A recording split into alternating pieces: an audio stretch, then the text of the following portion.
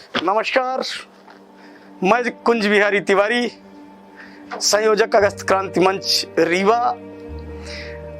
सभी को नमस्कार है मेरी तरफ से और साथ में महानमस्कार है रीवा के सांसद को। सांसद महोदय, आपसे कुछ सवाल हैं हमारे। आप कोई रिंग मास्टर नहीं हैं जो नौटंकी दिखाते रहेंगे। आपको हमने आखिर चुना किस लिए था? उन सवालों का जवाब मैं व्यक्तिगत पूछ रहा हूं। ये मेरा व्यक्तिगत सवाल नहीं है, ये पूरी रीवा की आवाम पूछ रही है। आप स्वच्छता के ब्रांड एम्बेसडर हैं, उसके लिए आपको मेरी तरफ से भी बधाई हो।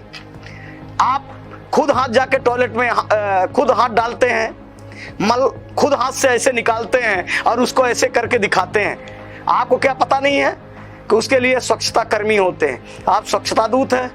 हर पंचायत में क्या हुआ? 4 स्वच्छता कर्मी का क्या हुआ?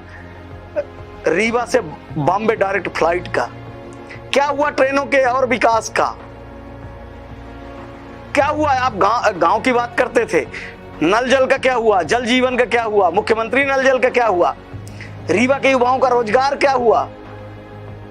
आउटसोर्सिंग के नाम पे लूटते मरते युवाओं के हितों का क्या हुआ? इन बातों को आप संसद में उठाते क्यों नहीं? आपको हमने सांसद चुन के भेजा था रीवा के विकास के लिए, रीवा के युवाओं के लिए, किसानों के, मजदूरों की बात करने के लिए। आपसे रीवा के ब्राह्मणों की योग्यता का प्रमाण पत्र लेने के लिए हमने नहीं भेजा था। सांसद महोदय, पिछले 10 वर्षों में मैंने कभी नहीं देखा कि आपके घर में कभी सत्यनारायण की कथा हुई हो जो आपने कभी उसका जिक्र किया हो। आप इस बार चुनाव रीवा से नहीं, दक्षिण भारत से लड़िएगा। और बाकी की बात नहीं करता, मैं भी एक ब्राह्मण हूं और कर्मकांडी नहीं हूं, लेकिन ब्राह्मण कुल में पैदा बस हुआ हूं। इस कारण से आपको खुला चैलेंज कल सोशल मीडिया के माध्यम से दिया था, आज भी दे रहा हूं कि दूसरे से नहीं, ऑन टेबल हमसे ही शास्त्रार्थ कर लीजिए। रीवा के गुरुजनों की, रीवा के कुल पुरोहितों की, रीवा के कर्मकांडी ब्राह्मणों की बात छोड़िए। रीवा ऐसा आपने सिद्ध कर दिया कि रीवा में कोई ब्राह्मण ही नहीं है। आपकी शादी कहां हुई थी? कहां के ब्राह्मण ने कराया था? आपका यज्ञोपवीत कौन कराया था? आपके बच्चे के जब बच्चे नाती पोते हुए, उनका कर्मकांड कौन कराया था?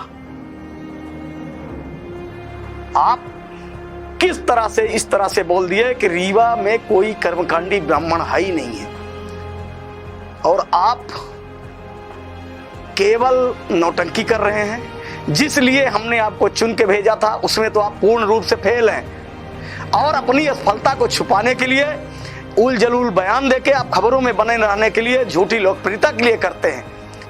मैं रीवा के हर वर्ग के लोगों को बता दूं और आपसे पूछता हूं कि चलिए, ब्राह्मणों से आपको घृणा है, और कोई एक वर्ग बता दीजिए जिसके लिए आपने किया हो। हमारे सबसे नीचे स्तर पे काम करते हैं देवदूत, और स्वच्छता का के देवदूत हैं। हर तरफ स्वच्छता के लिए अपनी जान जोखिम में किए रहते हैं, चाहे गटर चौक हो जाए, चाहे आपके घर का ही चौक हो जाता हो, बेचारे दौड़ के आते हैं। चलिए बताइए, उन्हीं के लिए आपने क्या किया? कितना नियमित स्वच्छता कर्मी रीवा में आपके संसद काल में नियुक्त हुए, और कहां कहां हुए, उसका भी सवाल चाहता हूं। आप ये नौटंकी बंद कर दीजिए। आप हमारे पूरे रीवा के जितने 18 वर्ष से ऊपर के लोग हैं, उनकी वोटों के प्रतिनिधि हैं, और आपने ये जो किया है और जो आप ये बोलते हैं, उससे हम सब शर्मसार होते हैं कि हमने आपको मत दिया है। आपसे एक बार फिर प्रार्थना है कि खुला मंच लगा लीजिए और आप रीवा के ब्राह्मणों का शास्त्रार्थ कर लीजिए।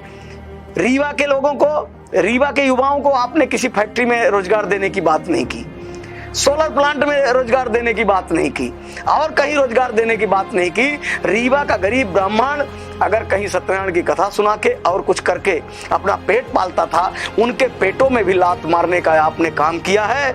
और आपने खुले मंच से बोल के एक कह दिया कि रीवा में कोई ब्राह्मण नहीं है। तो जो थोड़ा बहुत रीवा के ब्राह्मणों में बेचारे आस्था रखते थे, जिसके कारण उन ब्राह्मणों का पेट चलता था, उनके पेट पे भी लात मारने का काम किया है।